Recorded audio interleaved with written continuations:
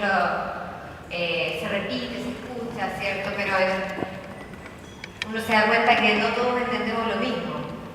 Y por eso hay espacio, necesitamos un espacio para por lo menos discutir, conversar, dialogar acerca de qué es lo que entendemos por la educación como un derecho. Recuerdo hace varios años, cuando era estudiante de la Universidad de Chile, un profesor me dijo, pero yo dije, aquí la educación en Chile no es un derecho. ¿Y cómo que no es un derecho? Si tú no tienes ingresos, te puedes ir a una escuela pública. Entonces, entendía el derecho al mínimo, el derecho a un mínimo. O sea, si todo te falla, bueno, ahí está la escuela pública. Pero entonces la desigualdad que produce ese distinto acceso por la capacidad de pago no estaba en su entendimiento de lo que es un derecho. Entonces, cuando uno dice la educación transforma en un derecho, yo entiendo que es una dimensión del bienestar individual que se transforma en una responsabilidad social. En educación escolar, el sujeto de derecho, que es el niño, no está en condiciones de exigir ese derecho. El Estado, evaluando eso, dice, bueno, van a estar obligados a ir. ¿Hasta cuándo? Bueno, hasta que estén en condiciones de decidir si quiero o no seguir estudiando. Y por lo tanto, una cosa es que sea obligatoria la educación, otra cosa es que sea derecho. Si uno entiende que la educación es un derecho social, que se financia además de forma tal en función de la contribución que cada familia puede hacer y por lo tanto el acceso tiene normas públicas, entonces uno entiende que el sistema educativo es un espacio público, es un espacio que todos compartimos y no es la extensión de la familia, sino es un espacio donde todos nos encontramos socialmente. Y ahí hay una pregunta que quizás tampoco públicamente hemos reflexionado sobre ¿para qué tenemos un sistema educativo? Y entonces yo entiendo que educar, una buena educación, un buen sistema educativo, un sistema educativo que educa en la diversidad, porque educar en la diversidad genera tolerancia, genera valores que aumentan la cohesión social, lo que está directamente relacionado con un mayor bienestar, incluso un mayor crecimiento económico.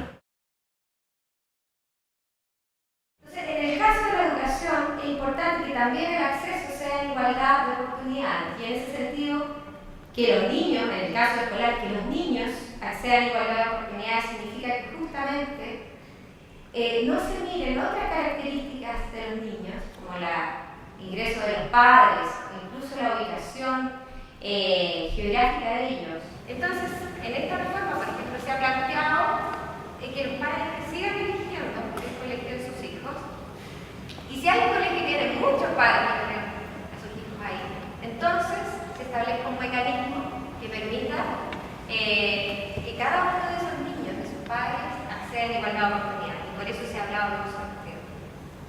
Ahora, en este contexto del derecho social, una pregunta importante sería si importa quién provee. Si importa si es público, si el colegio es público o si el colegio es privado.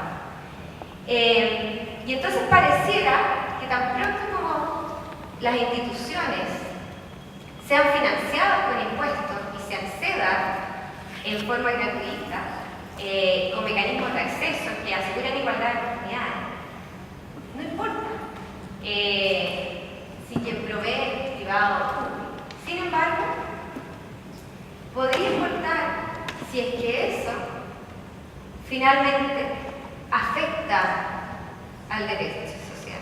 Si, por ejemplo, hay una asignación de escuelas segregada territorialmente, las escuelas privadas están más en una parte que en otra parte, eso podría afectar un acceso en igualdad de oportunidades hacia, por ejemplo, la educación escolar.